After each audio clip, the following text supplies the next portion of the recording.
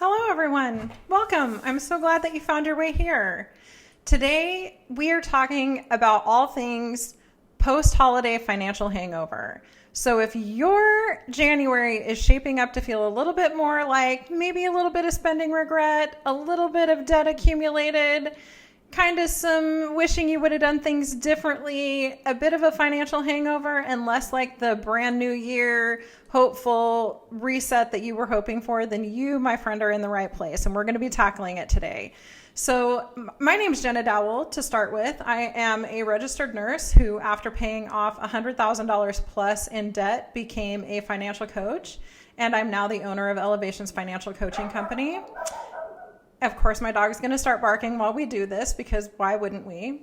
And I help women and families all over the country tackle their finances. And at my company, it's really not a one-size-fits-all approach. We really meet one-on-one. We look at your hopes and your dreams and your goals, and we build a budget and a financial plan that you can actually stick to. Because when we're talking about financial strategy, it is a long game, right? This is a marathon, not a sprint. It took you probably years to get into the financial situation that you are in.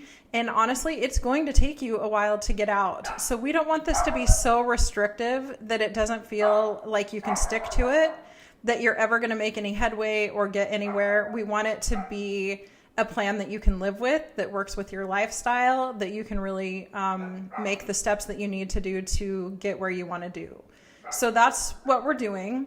But today we're really focusing on that post-holiday season financial hangover. And we're going to be going over really 5 steps.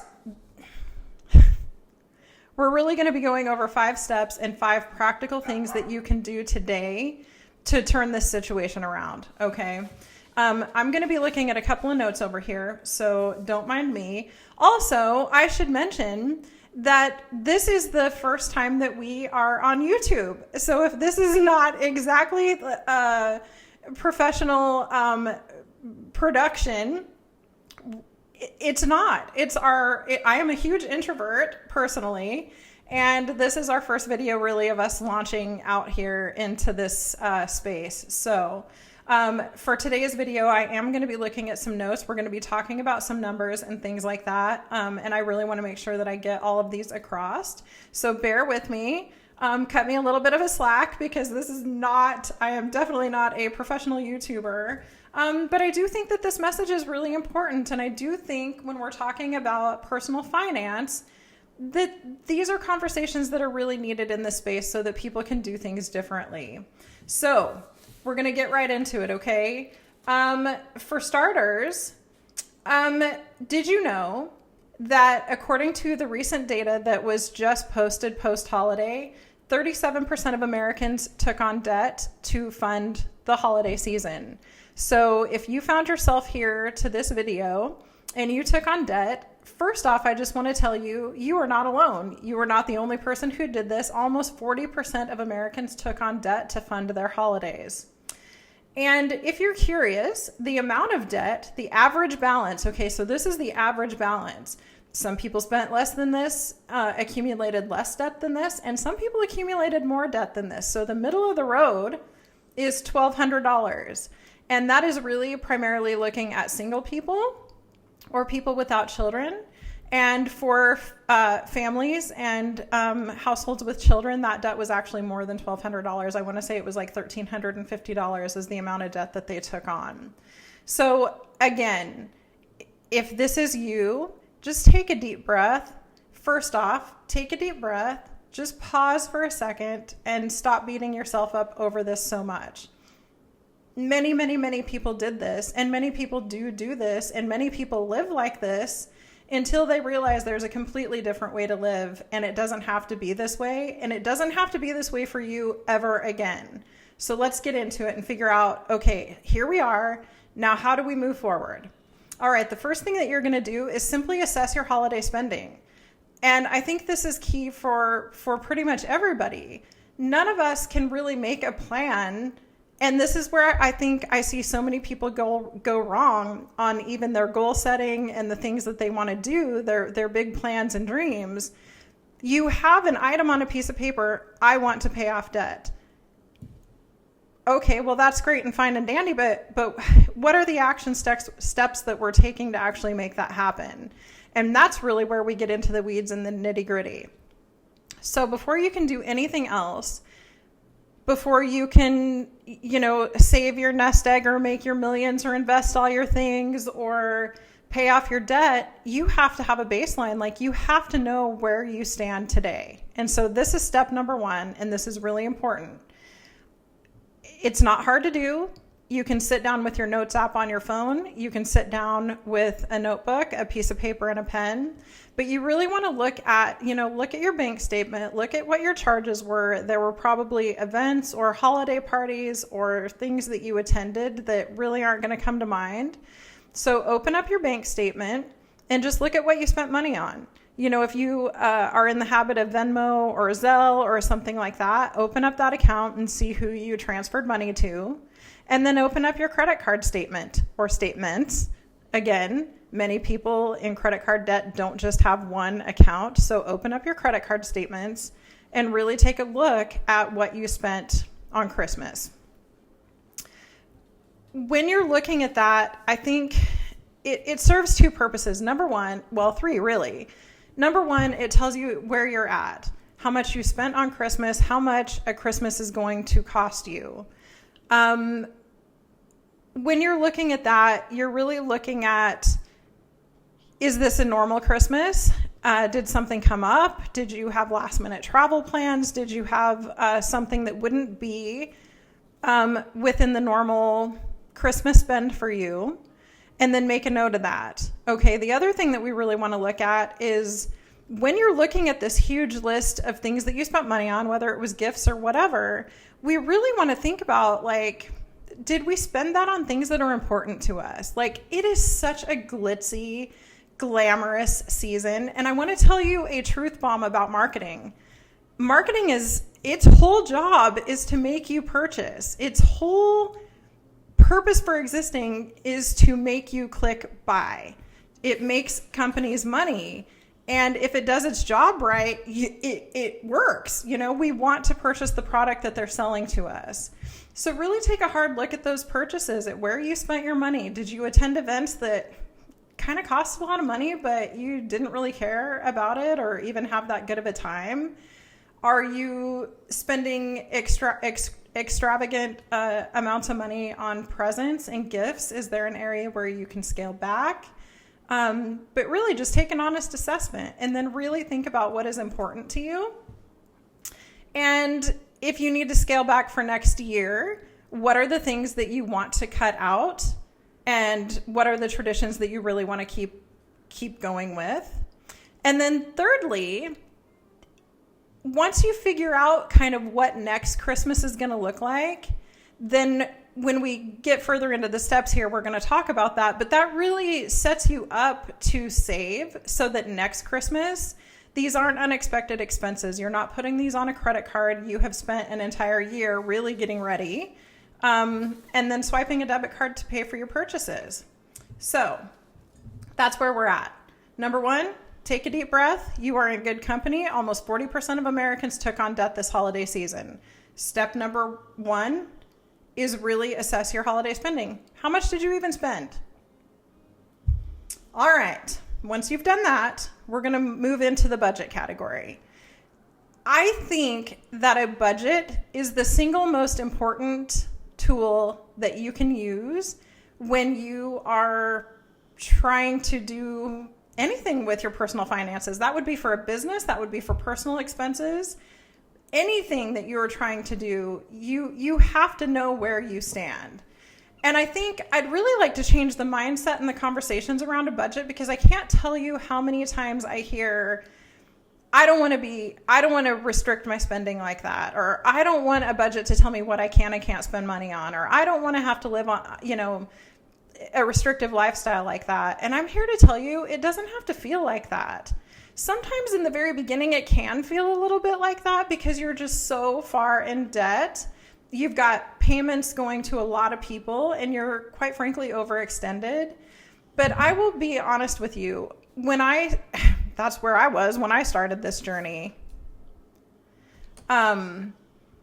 Very far upside down. I had about $30 margin, if you can believe that, at the end of the month when all of my bills were paid. So income minus all of my expenses and all of my bills equaled about $30. And so, you know, when your margin is that tight, I did have to pay really close attention to where all of my money was going and making sure that I was not spending outside of that budget, or I would have been using debt and credit cards and going backwards, which wasn't what I wanted to do. And I'm pretty stubborn. Once I set my mind to something, like, I'm in it, I'm doing it. So I would really like to change the mindset around budgets. I don't think that they need to feel like that. They don't need to feel restrictive. But when you make a budget, you have an idea of how much income is coming in every month. As you go through each line item, you are actually thinking about where all of your money is going. It makes you aware of those extra sneaky little expenses that sneak in there that can really drain your bank account without you even noticing it. And when I say that, I am honestly thinking, you know, that little $12 Amazon purchase here and there. But over the course of 30 days, that can really add up. Or that extra, hey, let's go out to dinner one more time. I'm tired and I don't have, you know, the energy to cook, which, hey, we're all there. I completely understand that. But when you start paying attention to those things and where your money is actually going, it 100%, it is the reset that you're looking for. I feel like everybody's kind of looking for that magic reset, that magic button in a lot of different places, but really that magical button is a budget. It is a budget. And it also helps you see how much money you have left after all of your bills are met. So you can figure out exactly how much extra money you can sock towards your credit card debt to start getting out of debt. Or if you're in the season of life where you're saving money, it can show you exactly how much money you have at the end of the month to put into savings and investments and other things.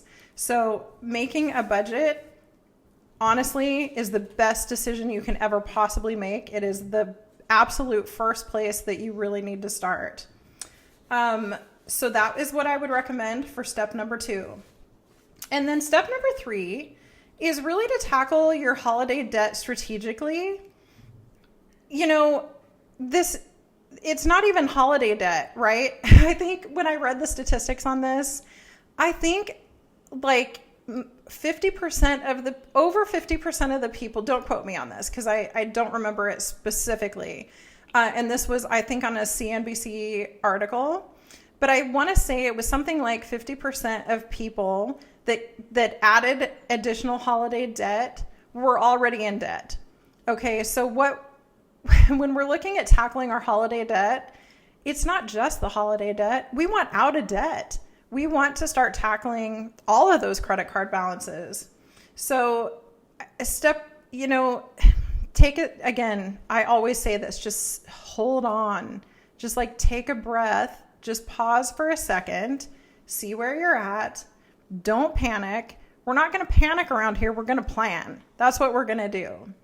All right. And so when we're talking about tackling debt, there's really 2 common approaches. Well, there's 3 if you start how I started, but we'll get into that. There's really 2 common approaches. There's the debt avalanche, which is where you list all of your debts from the highest interest rate to the lowest. And I get it. There's wisdom in that, right?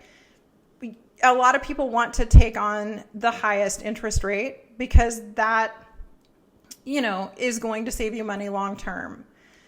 So that's the debt avalanche method. Again, you list your debts from the highest interest rate to the lowest, and you start tackling your debt with the highest interest rate first, and then you start working your way down. The other method is the debt snowball method. I personally prefer the debt snowball method, even though the math is math. I totally understand that. There's no arguing with black and white math. Math is a fact. So I do understand the desire to pay off the high interest rate first. But for me, I actually like the debt snowball method. And I'll tell you why. When you look at the debt that you have and you just list them all out on paper, you may have a credit card balance that's $500 and then $1,500 and then $2,000, $16,000, whatever it looks like. To me, when you actually can pay off that $450 credit card bill and eliminate that debt, there is something so hugely motivating about that. It's so inspiring. You feel the momentum. You feel yourself making progress. And so for me, the debt snowball method wins every time. I'm not going to be mad at you or argue with you if you want to go the other direction, but I do think don't discount the power of momentum and actually feeling yourself like crossing things off your list and making progress. I think it can be hugely inspiring, hugely, hugely motivating. And so for most people, unless you feel very strongly about the interest rate situation, you know, we're trying to get out of debt. We're not trying to hang around on debt. So I'm hoping, you know, that we're not going to be just spending hundreds of thousands of dollars in the interest payments over time, if that makes sense. Okay, so that's where we're at. Step number 4 is really to set small, achievable January goals. Okay, I see this all the time.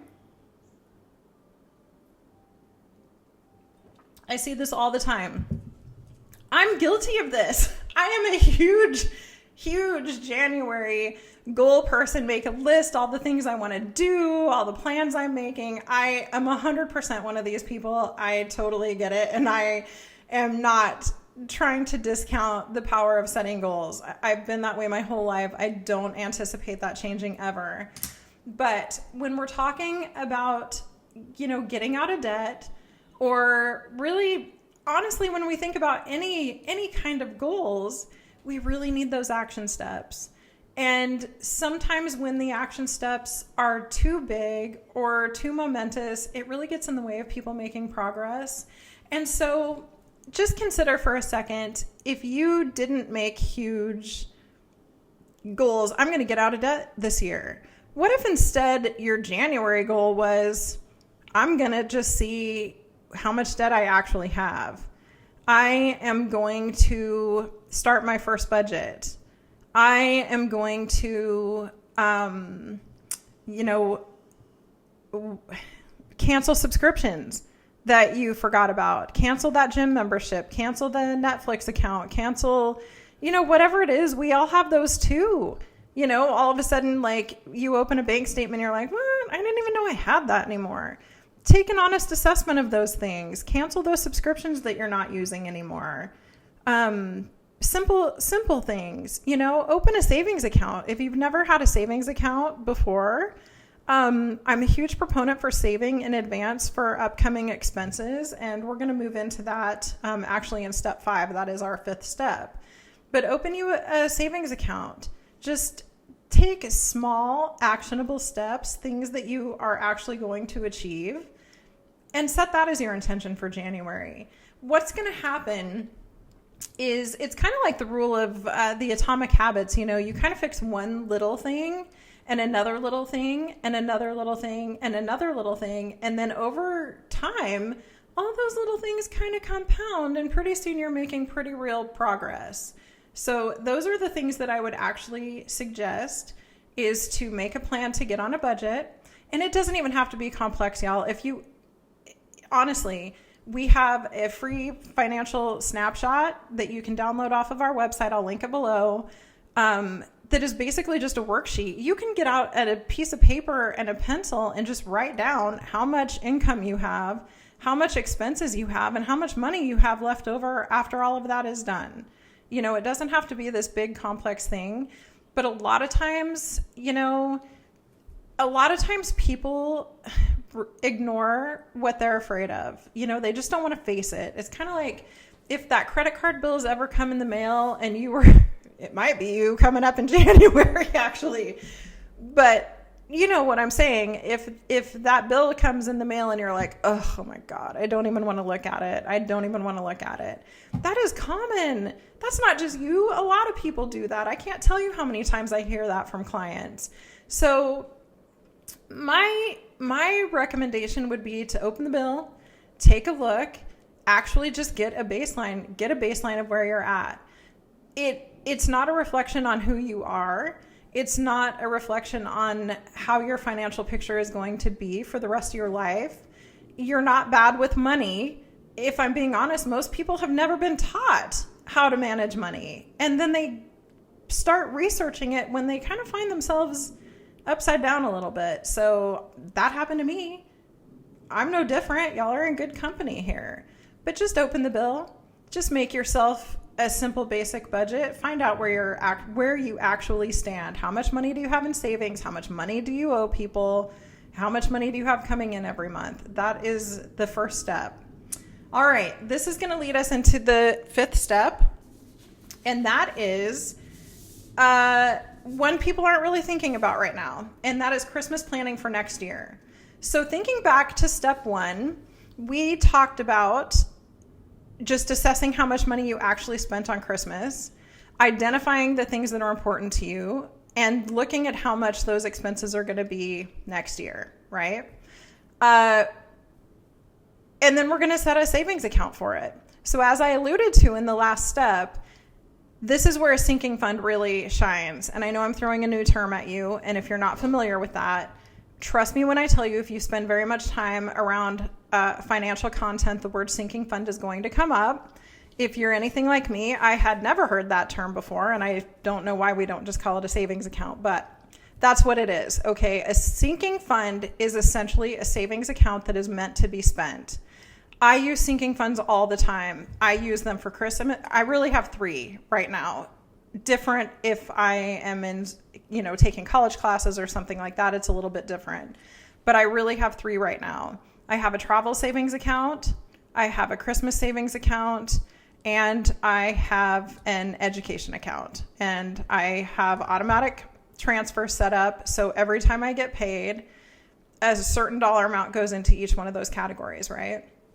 So now keeping in mind that my husband and I don't have children, and all of our siblings are adults, we have scaled back our Christmas quite a lot over the last few years. So your situation, again, if you have children at home or you have extravagant expenses and things at the holidays, your budget's going to look a little bit different than ours. Okay.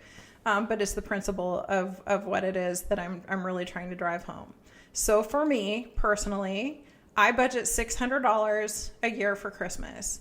And that is, a nice dinner that my husband and I take ourselves out to. We kind of have our own kind of bougie Christmas party that I know is going to be a little bit of money. And that covers any Christmas cards, any postage, gifts that we spend.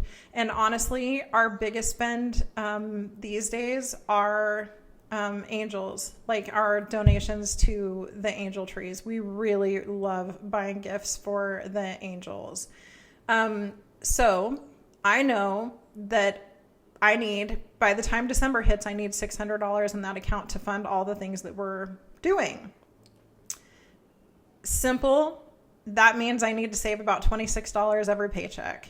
Pretty basic, pretty simple. I think we do $25 every paycheck or something that goes into that account. So again, if you're planning travel, if you're planning airline tickets, if you're planning, expensive events, if you go to the Nutcracker every year, just that's where really analyzing how much money you actually spend at Christmas is going to come in key. And if a lot of times it's like your calorie count, if you're not actually paying attention, you're probably underestimating how much you're actually spending. So that's why I say in step 1, really take a step back, sit down with a piece of paper and a pencil, and really analyze how much money you're actually spending on Christmas.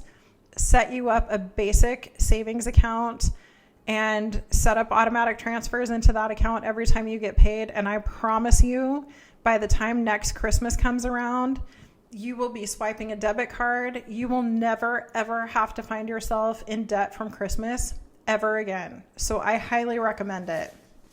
Highly recommend it. All right, shall we recap these again before we wrap? Let's do. Number 1, you are not alone.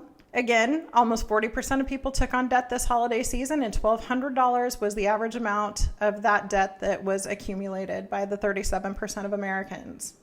Number one, assess your holiday spending. Again, can't drive it home enough. Sit down with a piece of paper and a pencil. Write down how much you actually spent on Christmas so that you can make a plan moving forward. Step number two, get on a budget. We have a digital budget at our website. I'll link it below.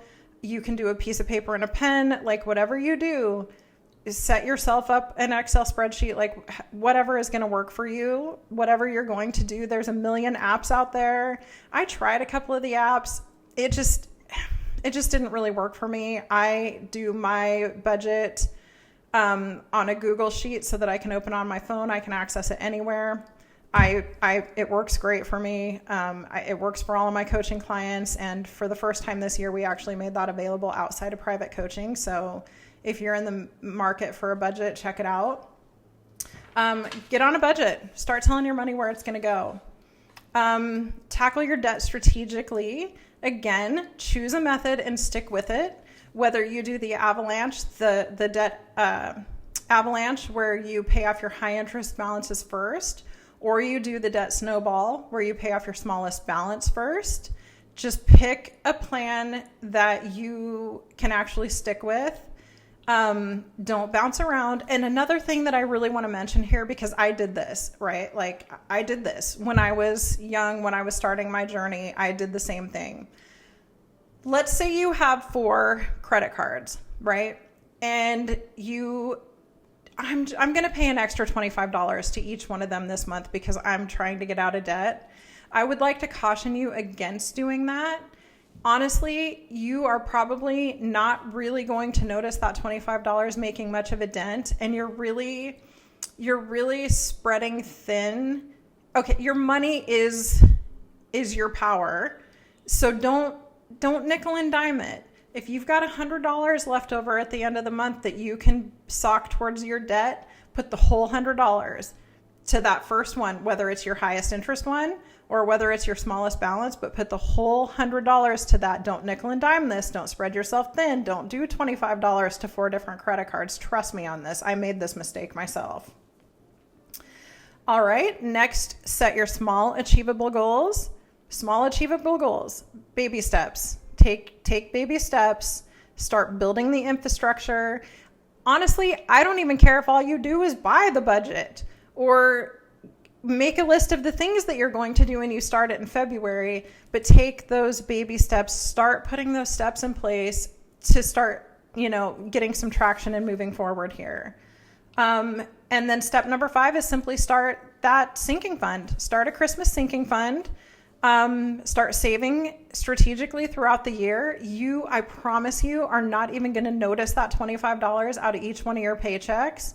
And come Christmas time, when it's paid for, you are not ever going to have to worry about this ever again. So that's what I would say. I think this has been a good chat. I'm sorry about this. This is kind of funny here. This is a eucalyptus in front of me, and I just noticed it, and it's kind of distracting once I noticed it. Sorry if I pointed it out and you hadn't noticed it. But I just want to encourage you. We've all been there, and we could all be there, just depending on what circumstances are like. So take a deep breath. Do not beat yourself up about this too much. You do not need to fix everything at once. You just need a plan. We're not going to panic. We're going to plan. We're going to take strategic steps towards achieving the goals that we're working on. And if you want help getting organized, I would refer you over to our website. I'll link it below. We've got a lot of tools over there. I'm in the process of rebuilding that library actually right now. But there are free budget resets, free goal setting tools, budget planners, a Christmas budget planner that can really help you identify what your traditions are and what are important to you. So if you're interested, I will link those below. Feel free to go over there and check those out. And thank you for being here. Thank you so much for being here.